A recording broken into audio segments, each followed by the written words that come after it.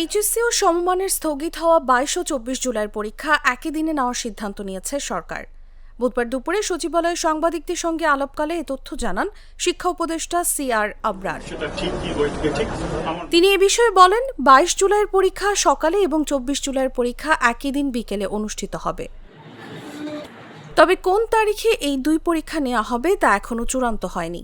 শিক্ষা উপদেষ্টা জানান, পরবর্তীতে এ বিষয়ে বিস্তারিত তথ্য বিজ্ঞপ্তির মাধ্যমে জানিয়ে দেওয়া হবে।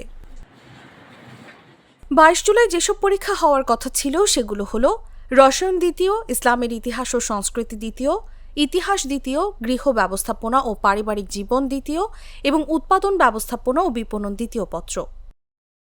অন্যদিকে 24 জুলাই যেসব পরীক্ষা নেওয়ার কথা ছিল সেগুলো হলো অর্থনীতি প্রথম এবং প্রকৌশল অঙ্কন ও ওয়ার্কশপ প্র্যাকটিস প্রথম পত্র। রাজধানীর উত্তরার মাইলস্টোন স্কুল অ্যান্ড কলেজে যুদ্ধবিমান বিধ্বস্ত হয়ে হতাহতের ঘটনায় মঙ্গলবারের ও বৃহস্পতিবারের এইচএসসি ও সমমানের পরীক্ষা স্থগিতের ঘোষণা দেন শিক্ষা উপদেষ্টা।